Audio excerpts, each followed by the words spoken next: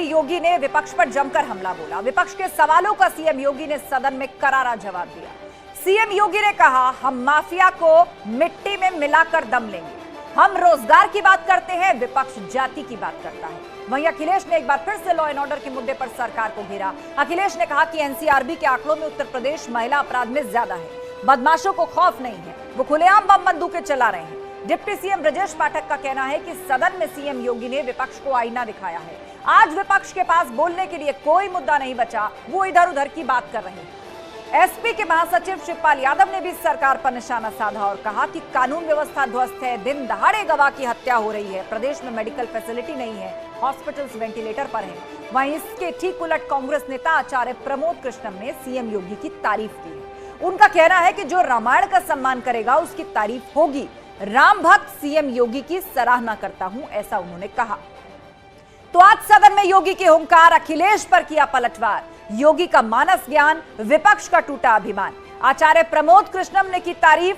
सदन में रामचरितमानस की चौपाई की व्याख्या करने पर सीएम योगी के हुए मुरीद। योगी के बयान पर कुल मिलाकर सियासी संग्राम लगातार जारी है। डिबेट शुरू करेंगे, लेकिन पहले ये रिपोर्ट देखिए।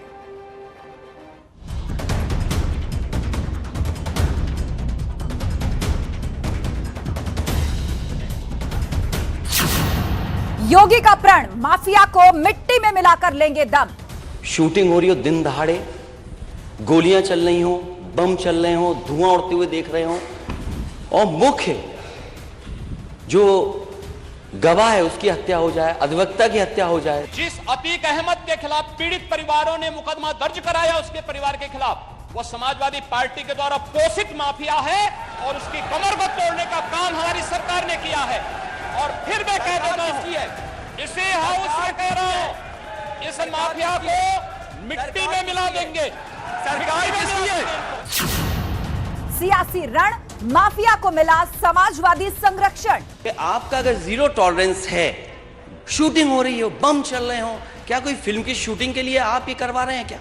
ये सच नहीं कि समाजवादी पार्टी ने उन्हें सांसद बनाया था, क्या ये सच नहीं है? आप अपराधियों को पालेंगे। प्रदेश पार्टी जिस किसी भी पार्टी का रहा हो, क्या ये अपराधी नहीं था? किस पार्टी का था? योगी का मानस ज्ञान, विपक्ष का टूटा अभिमान। ढोल गंवार सूत्र पशुवारी, सकल ताड़न के अधिकारी। अब ये सीख से है, शिक्षा से है। तो मैंने शुरू में इसी बात को कहा ना,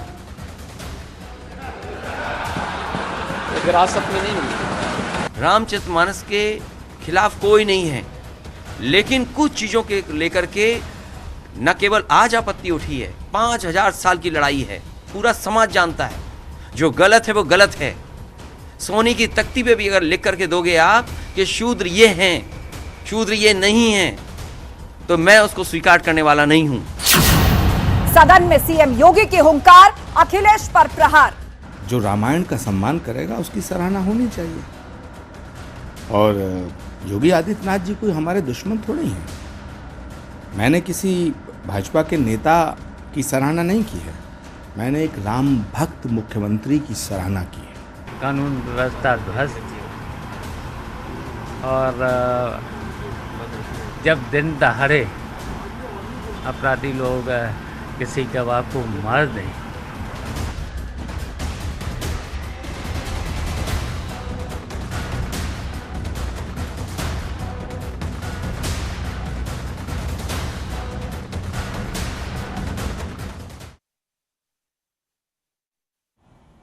और चर्चा के लिए गेस्ट पैनल हमारे साथ जुड़ चुका है। हमारे साथ विजय मिश्रा है, नेता बसपा, एचएस रावत जी है, हिंदू धर्मगुरु, बिलाल खान है, मुस्लिम स्कॉलर, और थोड़ी देर में धर्मेंद्र भारद्वाज बीजेपी के एमएलसी हमारे साथ जुड़ेंगे, और महेश आर्य प्रवक्ता समाजवादी पार्टी, वो भी हमारे बीच में होंगे। तो चलिए, इससे पहले वो हमें ज्वाइन करें, चर्चा की हम शुरुआत करते हैं। 30 सेकंड के अंदर ओपनिंग रिमार्क्स। आज सदन में किस तरह की गहमा गहमी रही? सवाल यहां कानून व्यवस्था को भी लेकर उठे, सवाल माफियाओं को मिट्टी मिलाने को भी लेकर उठे, और सवाल सदन के अंदर अमर्यादित भाषा इस्तेमाल करने को भी लेकर उठे। चलिए चर्चा की शुरुआत करते हैं। सबसे पहले विजय मिश्रा जी, कानून व्यवस्था से ही शुरू करते हैं। और जिस तरह प्रयागराज में गवाह का मर्डर हुआ है उससे एक बड़ा मुद्दा विपक्ष ने बनाया है, लेकिन दूसरी तरफ खुद सीएम ने कहा मिट्टी में मिला देंगे माफियाओं को। लेकिन यह नहीं भूलना चाहिए कि ऐसे माफियाओं को किसकी सरकार ने पोषित किया था। 30 सेकंड और दूसरी करता हूं आपको। और दूसरी चीज, आज इस सरकार ने साबित कर दिया सपा और भाजपा एक है। 2005 में सपा सरकार थी तो राजू पाल जी की हत्या हुई, आज भाजपा सरकार है तो उनके गवाह की हत्या हुई। और एक मुख्यमंत्री अगर सदन में ये कहते हैं कि सपा सरकार अपराधियों को संरक्षण दे रही है तो क्यों नहीं अखिलेश यादव को या समाजवादी पार्टी के बड़े नेताओं को जेल में भेजने का काम करते हैं। और रही बात मिट्टी में मिला देने की, आपने बुलडोजर का नाम लिया, उस बुलडोजर से अपराधी का नुकसान कम हुआ और जो छोटे अपराधी थे पुलिस वालों ने उस बुलडोजर से गलत तरीके से काम किया। आज आप मिट्टी मिलाने की बात करते हैं, अरे आपका लाइन ऑर्डर कहाँ चला गया, आपकी कानून व्यवस्था कहाँ चली गई। मिश्रा जी 30 सेकंड पूरे लौटेंगे आपके पास। और आज मानस का मुद्दा भी सदन में दिखाई दिया। एचएस रावत जी, सवाल आपसे यही, मुख्यमंत्री योगी आदित्यनाथ ने एक बार फिर मानस विवाद पर सदन में बयान दिया और जिस चौपाई को लेकर राजनीति चल रही है उसका अर्थ बताया, लेकिन नेता प्रतिपक्ष यानी अखिलेश यादव ने कहा सोने की तख्ती पर भी लिख कर दोगे तब भी नहीं मानूंगा। 30 सेकंड। आस्था जी, सबसे बड़ी बात है कि योगी आदित्यनाथ जी एक मठ के मठाधीश हैं, पढ़े लिखे हैं, बचपन से उनकी रुचि धर्म के अंदर थी, उनको ज्ञान है, उनको पूरा अच्छी तरीके से ज्ञान है। उन्होंने जो व्याख्या की वो अपने आप में पूर्ण है, संपूर्ण है।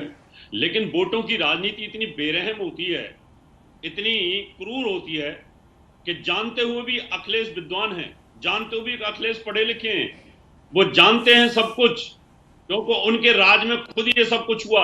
उनके राज के अंदर मायावती के साथ क्या हुआ वो जानते हैं कि वो शूद्रों के साथ नहीं है, वो दलितों के साथ नहीं है। 30 सेकंड पूरे लौटेंगे आपके पास। और इस बीच हमें धर्मेंद्र भारद्वाज और महेश आर्य भी ज्वाइन कर चुके हैं, उनके पास हम चलेंगे। लेकिन उससे पहले बिलाल खान अपनी बात को रखे 30 सेकंड के अंदर। मुस्लिम स्कॉलर बिलाल खान जी। ये चर्चा हो रही थी, मैं यही कहूँगा कि जो लोग तुष्टीकरण की राजनीति करते हैं, जो 80-20 की बात करते हैं, जो रामजादे हरामजादे की बात करते हैं, जो हिंदू मुस्लिम की बात करते हैं, मंदिर मस्जिद की बात करते हैं, उससे ऊपर उठकर सोचना चाहिए। आज हम सब लोगों को आज ये कानून व्यवस्था पर बात करनी थी कि उत्तर प्रदेश के अंदर कानून व्यवस्था का क्या हाल है, उस पर जवाब नहीं दिया योगी जी ने। सिर्फ और सिर्फ इधर उधर घुमाते रहे कि आपकी सरकार में क्या हुआ था, आपकी सरकार से मिले हुए थे, या बसपा में जो थे इस वक्त में अतीक अहमद बसपा में है, उनका बेटा, उस पर क्यों नहीं बार करा, क्यों समाजवादी पार्टी पे डायरेक्ट वो करा। अगर आपको वाकई में गड़े मुर्दे उखाड़ने तो हम भी उखाड़ेंगे। बिलाल खान, ठीक है बिलाल खान, 30 सेकंड पूरे। महेश आर्य हमारे साथ है, सपा के प्रवक्ता। महेश आर्य जी, बीते दिनों जिन मुद्दों की सबसे ज्यादा प्रदेश में चर्चा रही उनकी गूंज आज सदन में भी नजर आई, चाहे वो लॉ एंड ऑर्डर का मुद्दा हो, हाल ही में जो प्रयागराज में हुआ, मानस से जुड़ा हुआ विवाद हो, या फिर माफियाओं के खिलाफ राज्य सरकार की उग्र कार्रवाई की बात हो। आज सब पर मुख्यमंत्री योगी ने करारा जवाब दिया है विपक्ष को। 30 सेकंड। नहीं, देखिए, मैं उनका स्वागत करता हूं। उन्होंने करारा जवाब नहीं दिया, बल्कि वो अपने सही जवाब से मुकरे हैं। और सबसे पहला सवाल तो यही उठता है कि अगर इतना बढ़िया लॉ एंड ऑर्डर है तो उसके लॉ एंड ऑर्डर में कहते हुए दिन दहाड़े हत्या हो जाती है। राजू पाल के जो वो है गवाह है उमेश पाल, उसकी हत्या हो जाती है, उसके ऊपर नहीं कुछ नहीं बोला। अभी कानपुर में जो हत्या हुई क्यों हो जाती है, इनका कहाँ गया जो खुफिया तंत्र, कहाँ गया इनका इंटेलिजेंस फेलियर हुआ। और पूरी तरह सरकार जो है कटघरे में है, इनके पास कोई विकास के मुद्दे नहीं है, कोई इस तरीके से बेरोजगारी का कोई मामला नहीं है। इन सब से ध्यान भटकाने के लिए इनका रहता है। महेश आर्य जी 30 सेकंड पूरे लौटेंगे। धर्मेंद्र भारद्वाज बीजेपी एमएलसी हमारे साथ हैं। धर्मेंद्र जी, आज सभी मुद्दों पर मुख्यमंत्री योगी आदित्यनाथ ने जवाब दिया। उन्होंने परिवार सम्मान की भी बात की, उन्होंने ये भी कहा कि शिवपाल यादव को देखकर महाभारत की याद आती है, और ये भी कहा कि माफियाओं को मिट्टी में मिला देंगे। लेकिन विपक्ष कह रहा है कि मुद्दों से ध्यान भटकाने के लिए इस तरह की बातें की जा रही हैं। मोदी जी का अभिभाषण था उस दिन, अभिभाषण के मोदी जी का अभिभाषण था उस दिन, अभिभाषण के समय भी आपने देखा होगा, अभिभाषण के समय में भी जी तो सपा के सारे विधायक वहां पर हंगामा मचा रहे थे। और राज्यपाल महोदय ने हमारे इस प्रदेश के जो मुख्यमंत्री रहे मुलायम सिंह यादव जी को श्रद्धांजलि देने का काम किया, लेकिन सारे के सारे विधायक हंगामा कर रहे थे। मुझे बड़ा अफसोस हुआ कि एक सदन की मर्यादा किस तरीके से तार तार की गई। आप सदन में तर्क और वितर्क कर सकते हैं, आप सदन में प्रतिवाद संवाद कर सकते हैं, लेकिन उसकी मर्यादा को तार तार करे। ठीक है, ये जो मूल प्रश्न आपने उठाया है कि सदन की मर्यादा को किस तरह आज आहत किया गया, ऐसे शब्दों का इस्तेमाल हुआ, ऐसे वाक्यों का इस्तेमाल हुआ जो शोभा नहीं देता। और ये सीधा प्रहार आप पर है, सीधा सवाल आप पर है महेश आर्य जी कि आज सदन में किस तरह की भाषा का इस्तेमाल किया गया अखिलेश यादव द्वारा। क्रिकेट मैच में लगने वाले चौकों छक्कों का जिक्र वहां पर हो रहा था, लेकिन एक पूर्व मुख्यमंत्री ने वर्तमान मुख्यमंत्री के लिए इसके अर्थ और अनर्थ को किस तरह सदन के अंदर पेश किया, वो बहुत अमर्यादित था। देखिए श्रुति जी, चौधरी चरण सिंह जी किसानों के मसीहा के रूप में जाने जाते हैं, पूर्व में उत्तर प्रदेश के मुख्यमंत्री भी रहे हैं, प्रधानमंत्री भी रहे हैं। तो जब इतिहास शुरू हुआ तो वहाँ जाकर के हमारी पार्टी की कोशिश थी कि वहाँ जाकर के उनके वहाँ आशीर्वाद लें, उसके बाद सदन में जाएं। तो इन्होंने जिस तरीके से लोकतंत्र के साथ घिनौना अत्याचार हुआ, उसी दिन उन्होंने रोका बुरी तरह से, वहाँ पर हमको धरने के लिए बैठे के मजबूर हो गया। नहीं, उसका आज की अमर्यादित भाषा से क्या लेना देना है महेश आर्य जी? आज की अमर्यादित भाषा से क्या लेना देना है? मेरा सवाल उसको लेकर है। नहीं, आपकी जो मर्यादित, अगर पार्टी भारतीय जनता पार्टी की बात करें तो शुरुआत तो उन्होंने उसी दिन से कर दी, फिर किस मुंह से कह रहे हैं? अब हाउस में सवाल तो विपक्ष का काम है, सवाल उठाना। तो ये चाहते हैं कि भारतीय जनता पार्टी के पास सच्चाई से कोसों दूर है और सच बताने के लिए सरकार के पास है नहीं। मैं समझता हूं कि इतने बड़े जघन्य अपराध पर तो उनको कार्रवाई करके कहाँ गया? पूरे सरकार का अखलाक खो गया। कानून का राज तो हर कोई चाहता है, उत्तर प्रदेश की जनता चाहती है, योगी जी को इसलिए जनादेश मिला है, तो उन्होंने क्यों, ऐसा कैसे हो गया? तो ये सवाल तो विपक्ष पूछेगा कि अगर आप कह रहे हैं कि भाई बुलडोजर चलेगा, अगर बुलडोजर चलता है तो योगी जी ने यह भी कहा था किसी गरीब गुरबा के ऊपर बुलडोजर नहीं चलेगा, लेकिन इनके अधिकारियों ने तो ठीक है। ये सारे सवाल रोजाना पैनल में उठा रहे हैं, सदन के भीतर भी उठा रहे हैं, प्रोटेस्ट भी कर रहे हैं, लेकिन मेरा सवाल अमर्यादित भाषा को लेकर था जिससे आप टाल रहे हैं महेश आर्य जी, उस पर आप कुछ बोलना नहीं चाहते। धर्मेंद्र भारद्वाज जी, सदन के नेता तो योगी जी हैं, ना कि अखिलेश जी हैं। तो योगी जी को चाहिए कि जो बड़े पद पे हैं उनको झुकना चाहिए, उनकी बड़ी नहीं, उनको चाहिए बड़े पद पर हैं तो उनको चाहिए कि सारी अमर्यादित भाषा को वो चुपचाप सुनते रहें। योगी जी ने जो सदन में कहा है, चुपचाप सुनने की बात नहीं है, अपोजिशन की तो बात नहीं, अपोजिशन को पूरा अधिकार है, पूरी बात रखिए, लेकिन किस भाषा में बात कर रहे हैं वर्तमान मुख्यमंत्री के लिए उसे देखा जाना चाहिए, उस पर सवाल उठेगा, उसे पूछा जाएगा बार बार। देखिए, चौथा स्तंभ होता है लोकतंत्र का, ये पत्रकार मुझे मत सिखाइए चौथा स्तंभ होता है। आप लेजिस्लेचर का हिस्सा है, आप लेजिस्लेचर का हिस्सा है, अमर्यादित भाषा पर आप कुछ बोल नहीं पा रहे, जस्टिफाई कर रहे कुतर्कों से उसको। उठाइए सवाल जितना मर्जी उठाना है, हाउस बना इसीलिए, लोगों ने भेजा आपको इसीलिए, लेकिन वहां जाकर आप इस तरह की बातें करते हैं और उस पर जवाब देते नहीं बनता। मुझे मत समझाइए कौन से नंबर का स्तंभ। 6 सालों में क्या उन शब्दों को बताइए, हमने नहीं सुना। को नंबर 1 बनाने का काम योगी जी ने किया है। ठीक है, और ये समाजवादी पार्टी के गुंडे पहले भी अपनी एनसीआरबी के आंकड़े उठा लीजिए, आज भी उत्तर प्रदेश क्राइम में नंबर 1 है। और जो सांसद बनाने का काम किया। एक मिनट धर्मेंद्र भारद्वाज जी, एक सेकंड रुकिए। यहां पर महेश आर्य एनसीआरबी के आंकड़ों को कोट कर रहे हैं और महेश आर्य जी 2019 से 2021 के बीच की लेटेस्ट रिपोर्ट है, कुछ भी मिसकोट मत करिएगा वरना वो अफवाह की कैटेगरी में आएगा और ये मंच अफवाह फैलाने के लिए नहीं है। बताइए क्या है? हाँ, आप एनसीआरबी को कोट कर रहे थे ना, आप यूपी को आप महिलाओं और बच्चों के प्रति क्राइम में नंबर 1 बताना चाह रहे हैं ना? ऐसा है ना, अगर आप क्लीन चिट दे रही हैं तो मैं क्लीन चिट नहीं दे रही हूँ, एनसीआरबी की लेटेस्ट रिपोर्ट को कोट कर रही हूँ। और नहीं तो खोलिए, मैं आपको समय देती हूँ 30 सेकंड का, खोलिए अभी, खोलिए इंटरनेट पर, जूम कराती हूँ कैमरे से। मिसकोट मत करिए एनसीआरबी के आंकड़ों में, यूपी की स्थिति बेहतर हुई है, पूरी तरह बीजेपी आप नंबर 1 बता रहे हैं यूपी को, ये बिल्कुल गलत है, बिल्कुल गलत है। आप उत्तर प्रदेश को महिलाओं और बच्चों के प्रति क्राइम में नंबर 1 बता रहे हैं, एनसीआरबी की लेटेस्ट रिपोर्ट ऐसा नहीं कहती। तो ऐसे चैनल को पिछली रिपोर्ट से इस रिपोर्ट के अनुसार सुधार हुआ है महिलाओं और बच्चों के प्रति क्राइम में, लेकिन आप कह रहे हैं कि नंबर 1 है, तो ऐसा नहीं है महेश आर्य जी। अभी भी उठाइए, अभी उठाइए, गूगल कर लीजिए, अगर करिए गूगल में, जूम करवाती हूँ।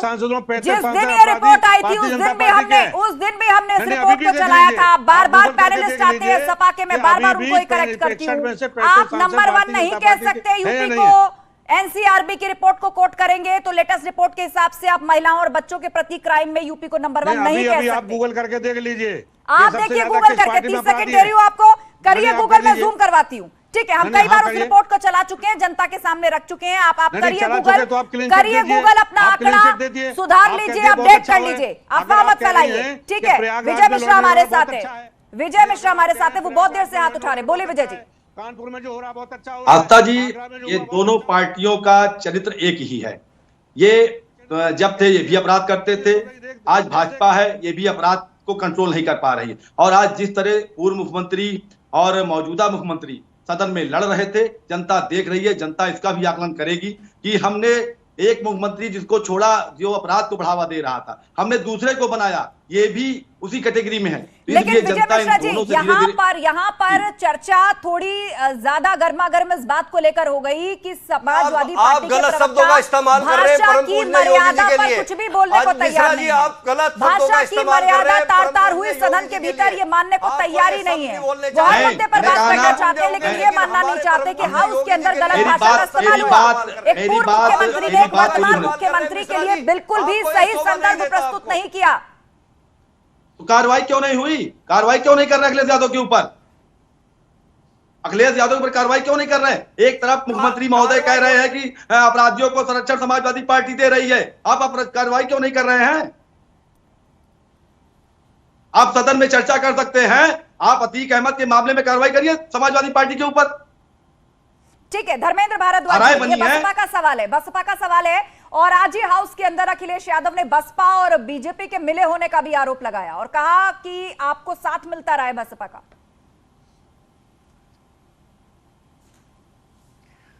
माननीय सारे सदन के सामने माननीय योगी जी ने कहा आज स्पेशली कि अगर कोई भी माफिया होगा, किसी भी तरीके का माफिया होगा, वो गुंडा हो, बदमाश हो, आपका बलात्कारी हो, किसी भी तरीके का बदमाश होगा, उसे मिट्टी में मिलाने का काम माननीय योगी जी ने कहा है। और वो सत पे सत होगा, क्योंकि माननीय योगी ने 2017 से जब से सरकार संभाली है, अगर उन्होंने कोई बात कही है तो वो पूर्ण हुई है। अगर उन्होंने संकल्प पत्र में किसी बात का जिक्र किया तो वो भी आज आपके सामने पूर्ण हो रहा है। अगर उन्होंने माननीय सदन के सामने बोला है कि कोई भी माफिया नहीं बचेगा, अगर कहीं भी होगा पाताल से निकाल करके मारा जाएगा, ठीक है, उसको मुख्यमंत्री ने कहा कि माफिया को मिट्टी में मिला देंगे। ठीक है धर्मेंद्र जी, एक और मुद्दा जिसके हाउस के अंदर चर्चा हुई और उस पर भी मुख्यमंत्री ने जवाब दिया महेश आर्य जी, वो था जातिगत जनगणना का। उन्होंने कहा कि हम वे ऑफ लिविंग की बात करते हैं, लोगों के जीवन को बेहतर स्तर पर ले जाने की बात करते हैं, आप जाति की बात करते हैं। हम रोजगार की बात करते हैं, आप जाति की बात करते हैं। हम विकास की बात करते हैं, आप जाति की बात करते हैं। हर बात में जाति जाति जाति, विपक्ष के पास कोई मुद्दा नहीं बचा है।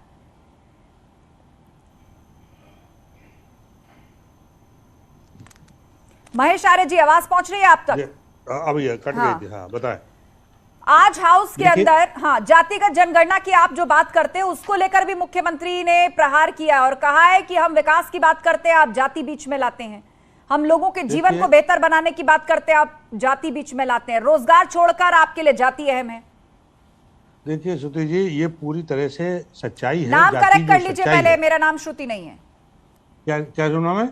ठीक है, आप बात पूरी करिए अपनी। हाँ, तो मैडम ये कह रहा हूँ कि जिस तरह से ये सच्चाई है, जाति की तो सच्चाई है, जाति ताकि जाति आधार पर यह सब कुछ होता है। हर पार्टी जाति के आधार पर टिकटे का बंटवारा करती है, जाति के आधार पर सारा कुछ करती है। मैं जाति जनगणना इसलिए चाहता हूँ कि सामाजिक न्याय की सबका साथ, सबका विकास, सबका विश्वास, सबका प्रयास, ये भारतीय जनता पार्टी का बहुत बड़ा नारा है और माननीय प्रधानमंत्री मोदी जी का ये बहुत बड़ा दिया हुआ नारा है पूरे देश में। और वो चाहते हैं कि उनकी सरकारों में आपका जो राष्ट्रीय कार्यकारिणी आपने अभी जारी की थी, उसमें क्या आपने हर वर्ग को शामिल किया है? अपना पहले आप बताइए। बीच में क्यों बुलवा रहे हैं? जब जिनको बात पूरी करने दीजिए, विजय मिश्रा जी बात पूरी होने दीजिए। मैं अलग से आपको 10 सेकंड दे दूंगी। किस तरीके के आंकड़ा है मैं आपको बता रहा हूँ, सोशल जस्टिस का, सबका साथ सबका न्याय का। मेरे पास देखिए ये रखा है, पूरा आंकड़ा रखा हुआ।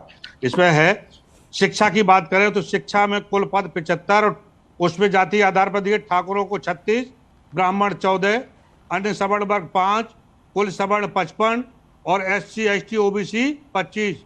73% सवर्णों के पास 26.7% ये है।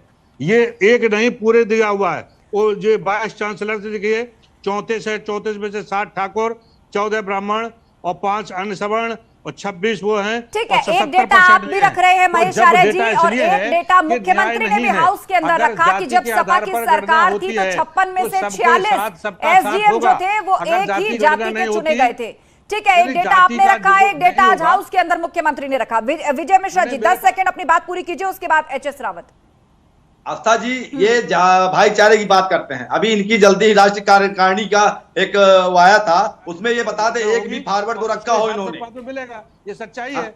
ये बताइए, ये भाईचारे की बात करते हैं। आज ये कह रहा है कि जुडिशरी में ये है योग्यता के आधार पर नियुक्तियां होती हैं, जाति के आधार पर नियुक्तियां नहीं होती हैं। हमारी सरकार में बहन जी ने कहा था हिस्सेदारी, जिसकी जितनी भागीदारी उसकी उतनी हिस्सेदारी। आपके अंदर योग्यता होगी, आप बैठोगे। जब 85 का हक जब 10% खाएगा 90 का, तब तो डिमांड होगी ही। फिर जाति व्यवस्था क्या मतलब हुआ? तो इसलिए जातीय व्यवस्था में ये रखिए ना, जो जातियां आज भी मुख्य धारा में नहीं है उनको मुख्य धारा में लाने की बात की जाए। इसमें क्या दिक्कत है आपको? आपको क्या बहुत सारी जातियां जो अभी मुख्य धारा में नहीं है, मिल रहा है, आदिवासी है, वो भील है, कोल है, ये जो हमारी मुख्य धारा में नहीं है उनको मुख्य धारा में लाने के लिए जातीय जनगणना की आवश्यकता है, ना कि जो पद है वो बिना योग्यता के ही उनको दे दिया जाए। ये तो कहीं नहीं लगता। ठीक है, ये भी अपने आप में बड़ी चर्चा का विषय है, अपने आप में बड़ी चर्चा का विषय है कि सामाजिक न्याय की सही परिभाषा क्या होनी चाहिए। वो जातियां, वो जनजातियां जो मुख्य धारा से अभी पूरी तरह जुड़ नहीं पाई हैं, उनके लिए लड़ाई लड़ी जानी चाहिए, या फिर पदों के लिए योग्यता को सिरे से दरकिनार करके केवल आबादी के हिसाब से उस सबको बांट देना चाहिए। एचएस रावत जी हमारे साथ हैं, हिंदू धर्मगुरु। एचएस रावत जी, मानस को लेकर भी आज जिक्र हुआ हाउस के अंदर, और मुख्यमंत्री योगी आदित्यनाथ ने कहा कि न सिर्फ बुंदेलखंड की कहावत, अवधी भाषा की कहावत, उन दोनों को कोट करके विस्तार से मतलब समझाया, लेकिन नेता प्रतिपक्ष ने कहा कि सोने की ईंट पर भी लिखकर दे दो तब भी नहीं मानेंगे। ये 5000 साल पुरानी लड़ाई है और ये जारी रहेगी। देखिए, अभी मैं सुन रहा था जातिगत जनगणना की बात वो इसलिए कर रहे हैं, वो कहते हैं कि हम सबके साथ अच्छा करना चाहते हैं। इनकी अगर पिछली सरकारों का रिकॉर्ड देखा जाए, जब ये चुनाव लड़े थे तो मुसलमान और यादव फैक्टर था पूरा की पूरा, बाकी का उस समय शूद्रों की याद नहीं थी, उस समय पिछड़े और दलितों की याद नहीं थी आपको बिल्कुल भी। आज जातिगत जनगणना के पीछे इसलिए सापा पड़ी हुई है कि उनको ये पता चल जाए कि कौन सी वोटों को हम विद्रोह करा सकें, उसको हिंदू से लड़ा सकें, और कहाँ कौन सी रामायण भागवत के ऊपर क्या छींचलेदारी कर सकें। इनको कुछ लेना देना नहीं है, इनको न जाति से लेना देना है, न इनको धर्म से लेना देना है। इनको अपनी राजनीतिक रोटियां सेकनी है। इनको धर्म में, इनको अगर तोड़ना पड़ेगा तो धर्म के लिए रामायण के अंदर भी आग लगा सकते हैं। ये वोटों की भूख के लिए कुछ भी कर सकते हैं। ठीक है, चलिए, वोट बैंक पॉलिटिक्स का आप आरोप लगा रहे। बिलाल खान मुस्लिम स्कॉलर हमारे बीच में है। बिलाल खान जी, आप कह रहे थे तुष्टीकरण की राजनीति है, 80-20 की जो लोग बात करते हैं। बिलाल खान जी, यहां पर बात हो रही है मानस से जुड़े हुए विवाद की, तो आपको नहीं लगता ये भी किसी पार्टी द्वारा इसलिए बना करके खड़ा किया गया कि वो अपने वोट बैंक को खुश रख सके? इसके पीछे आपको तुष्टीकरण नजर नहीं आता क्या? देखिए, आज जो विधानसभा के अंदर चाहे विपक्ष हो चाहे वो सरकार में बैठे हुए लोग हैं, उनकी भाषा को देखकर ऐसा लग रहा था जैसे सड़क छाप लोग बात कर रहे हों। मैं ये कह रहा हूँ कि एक देश के अंदर कानून है, एक देश के अंदर प्रशासन है, उस पर तो बात नहीं करेंगे, कानपुर घटना पे कोई बात नहीं करेगा। और जो है जिस तरीके से आज देश के अंदर लगातार उत्तर प्रदेश के अंदर क्राइम रेट बढ़ रहा है, उसको बिलाल खान जी की माफियाओं को मिट्टी में मिला देंगे। आप बीजेपी के लेकिन मानस विवाद को लेकर आप तुष्टीकरण के सवाल से क्यों बच रहे, उस पर भी जवाब दीजिए ना। जवाब दूंगा। आपने 80-20 का जिक्र किया, आपने तुष्टीकरण का जिक्र किया, तो मैंने आपसे पूछा कि मानस का विवाद भी क्या इसीलिए खड़ा किया गया है? इसके पीछे भी तुष्टीकरण है। सुनिए, हर पार्टी का अपना एजेंडा होता है, वो सबको मालूम है। भारतीय जनता पार्टी का क्या एजेंडा है? हिंदू मुस्लिम की राजनीति करनी है, मंदिर मस्जिद पे राजनीति करनी है, तुष्टीकरण नहीं तो हिंदुओं के धार्मिक वो बीजेपी के प्रवक्ता जवाब दे देंगे। आप जवाब देंगे नहीं, आप मेरी बात सुनेंगे तो बताइए। 1 मिनट अगर मुझे देंगे तो मैं बोलूंगा, ना चुप हो जाता हूं। सामाजिक न्याय है क्या? 1 मिनट में बोल लेता हूं। आप ये बात कर रही है, मैं ये कहना चाह रहा हूं कि असल मुद्दों पे बात क्यों नहीं की गई? जो बजट आया, जो बजट पेश किया गया था, उसके ऊपर एक बात नहीं कही, इधर से उधर घुमाते रहे, चाहे वो अखिलेश यादव जी हो चाहे वो योगी जी हो। उन दोनों ने जनता के लिए बात नहीं करी, महंगाई के ऊपर बात नहीं करी, रोजगार के ऊपर बात नहीं करी, एजुकेशन के ऊपर बात नहीं करी। जो आज कानून व्यवस्था का कितना बुरा हाल है उत्तर प्रदेश के अंदर, आए दिन बलात्कार हो रहे हैं, चाहे वो कोई भी पार्टी से ताल्लुक रखने वाला हो, अगर वो गलत कर रहा है, कानून को तोड़ने का काम कर रहा है, तो सरकार का कर्तव्य बनता है ऐसे लोगों पर एक्शन ले, उनको जल्द से जल्द अरेस्ट किया जाए। धर्मेंद्र जी, यहाँ जुनेद और देखिए, जुनेद और नासिर जो दो युवक थे वो भी इसी देश के थे, उनका किस तरीके से जिंदा जलाया गया, उनपे कोई नहीं बोला, उनके ऊपर एक आवाज खीर खिलाने का काम किया। अगर मुसलमान के साथ ऐसा हो जाता है तो उस पर आप नहीं बोलते। तो इनका जो मुद्दा है, मैं उसके बारे में बताना चाहता हूं आपको मैं बताना चाहता हूं मैडम कि इनका जो मुद्दा है वो केवल ये है कि गुंडे बदमाशों को, माफिया को खीर में बादाम और खीर में काजू खिलाने की आदत इनकी पड़ी हुई है, उन्हें पास बैठाने की आदत है। आज माननीय योगी जी ने कहा ना कि माफिया को मिट्टी में मिला देंगे, तो ये तिल मिलाए हुए हैं। इनके बचे कुचे जो गुंडे हैं, जो इनके बचे कुचे गुंडे हैं, वैसे तो 80% या तो प्रदेश छोड़ चुके हैं, या देश से जा चुके हैं, या मर चुके हैं, या कुछ जो जेल में है ना, वो जेल में क्या कहते हैं वो भी मैं बता देता हूं।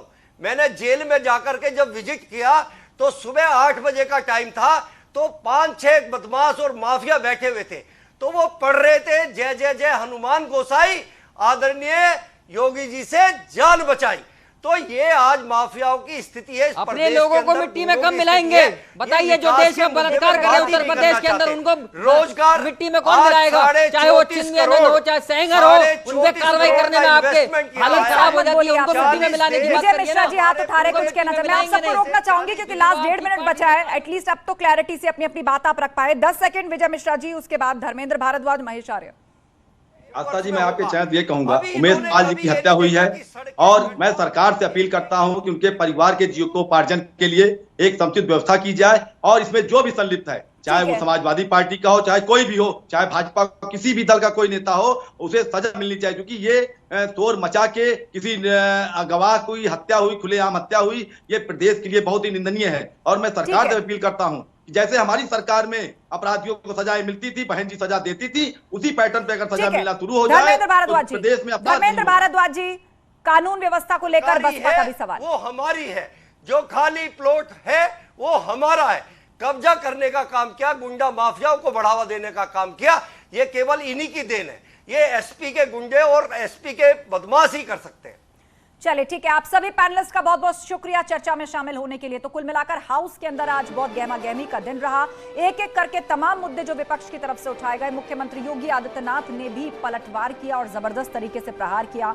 बीते दिनों आपको याद होगा अखिलेश यादव ने एक ट्वीट किया था और उसमें पूछा था यूपी में का बा, यूपी में भ्रष्टाचार बा, यूपी में रोजगार नहीं बा, यूपी में महंगाई बा। तो आज राज्य सरकार ने क्या क्या काम किए वो जवाब देते हुए मुख्यमंत्री योगी आदित्यनाथ ने कहा यूपी में का बा, यूपी में बाबा बा। और साथ ही एक कड़ा संदेश भी उन्होंने दिया है, खासतौर पर प्रयागराज वाली घटना को लेकर जब सवाल पूछा गया, उन्होंने बहुत ही तल्ख तेवर अपनाए और कहा कि माफियाओं को हम मिट्टी में मिला देंगे। साथ ही जातिगत जनगणना को लेकर भी विपक्ष को जवाब दिया और कहा कि हम प्रदेश को विकास के पथ पर ले जाने की बातें कर रहे हैं, लेकिन विपक्ष जातिगत राजनीति में उलझा हुआ है। महाबहस में इतना ही। खबरों का सिलसिला जारी है, आप जुड़े रहिए हमारे साथ। आप देख रहे हैं न्यूज़ 18 उत्तर प्रदेश।